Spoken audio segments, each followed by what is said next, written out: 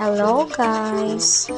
So, karon day no kay first day of ano man ako. Pag-ulang ko naabot diri sa warehouse akong ate tapos pag-abot na ko, wala siya dari kay nalagi on duty na siya for call center agent at bang lang pud sa amo ang girentahan diri sa among boarding house sa VXI sa Bahada.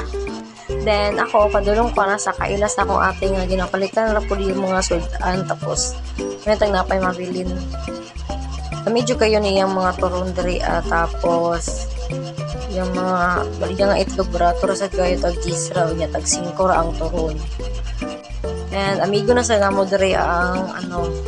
baligyan ni butan sad kaayo kay approachable kay siya mo istorya the way siya mo istorya mo ra yung suod kay sa katanan. Pag-uling din ako nang hinlo na pud dayon ko sa boarding house akong ate and naglungag na ko kay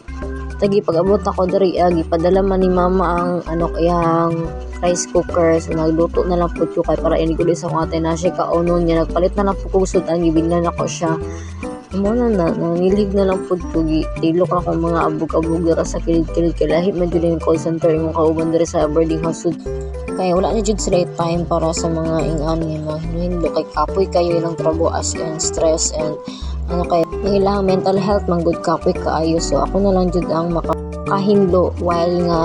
wala pa ako ka-duty para makatabang sad ko diri sa iya kay para ini uli niya okay na hapsay na ang tanan nilihok sad ko sa iyo ana kay nagchat nga mo ang manager nga patuon ko sa store di ba naabot ako pina-live so para siya i-orient ko tapos i-examon ka tapos nagpasa naman ko requirements so videohan ako mga kauban ako bye bye.